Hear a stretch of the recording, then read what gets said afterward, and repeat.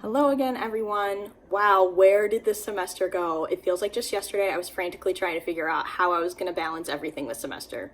I mean, I'm still kind of panicky about it, but slightly less. Slightly, a little bit. For this video, I'm going to discuss my personal teaching philosophy.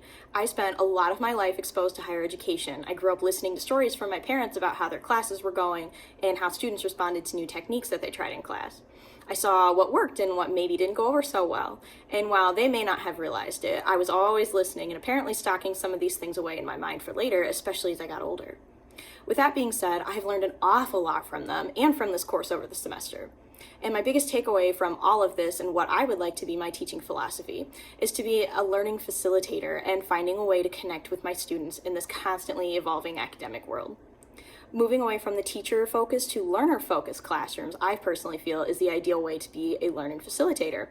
Being flexible and loosening up on the reins a little bit can go a long way. And I'm sorry, I'm from the rural Midwest. I had to throw a little country metaphor in there.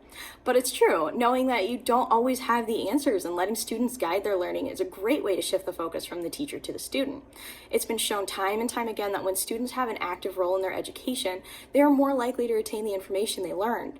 For decades, higher education has been lecture, homework, test, and students have gotten the short end of the stick. That's not how the real world works. The old academia ways just aren't enough to prepare students for their careers anymore, and it begs the question, did it ever really prepare students for life after college? The world that students are entering after graduation is constantly changing and evolving, so why isn't there education? There's still a need to have your curriculum covered, but taking the time to listen to your students and determine how they learn will have the best end results. As far as connecting to your students, I feel like this is absolutely necessary if possible in higher education. Students have made the decision to be there in the program they chose. Many of them have worked really hard to get there as well. And I've seen the difference that making an effort to connect to your students can make. It helps students feel like they belong. It makes the classroom feel more welcoming. This can be extremely motivating for them to be more engaged in their learning. Getting to know my students is actually something that I'm really excited about. I've seen that personal connection with a student and what kind of an effect that can make. And I think it's one of those things that makes the difference between a good teacher and a great teacher. Something else that I've learned about teaching, and just kind of about myself, is that humor is a great way not only to connect with people, but also to help your students retain information. I tend to incorporate humor into a lot of aspects of my life in general, so why shouldn't I include it in my teaching philosophy? I used it in undergrad when I would tutor other students, and it would make the tutoring session go a little more smoothly just because I was able to connect with that student, kind of break the ice a little. I use humor at work to connect with patients and family, and to help them feel at ease when I'm educating them on some pretty heavy topics from time to time.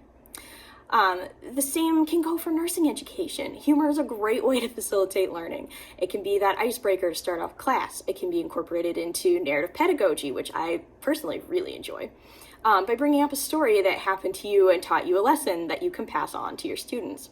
Like one story that's funny now, and I look back on it, I definitely learned something, is giving meds through a G-tube.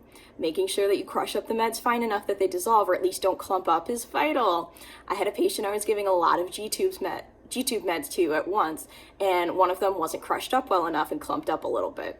Being a very new nurse at the time, I didn't think twice of it until the second med port on the G-tube flew open and suddenly I was wearing Zantac for the rest of the night, which was great. But there's tons of other personal experiences that looking back on, yeah, were kind of stupid on my part, but funny at the same time. And man, did I learn a lot from them.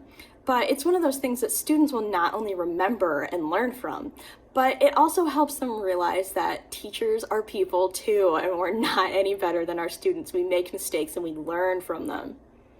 And this is all just scratching the surface.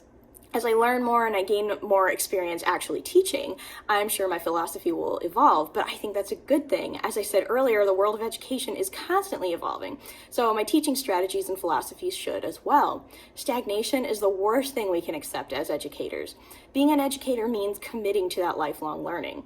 The phrase, "we've always done it this way," is so dangerous, and it's something I really try to be conscious of as I go through my career. Being willing to evolve and committing to being a learning facilitator should hopefully help guide me through my career. All right, guys, I'll see you later.